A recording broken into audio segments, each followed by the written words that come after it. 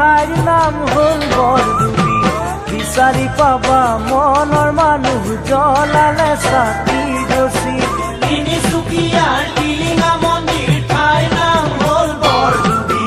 বিচাৰি পাবা মনৰ মানুহ জ্বলালে চাকি গছি।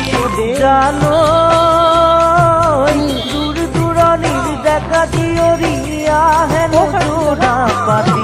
পুৱা গধূলি টিলিঙা বান্ধে হ'বলে বিয়াখনি। দূৰ দূৰণিৰ ডেকা জীয়ৰী আহেনো যোৰা পাতি।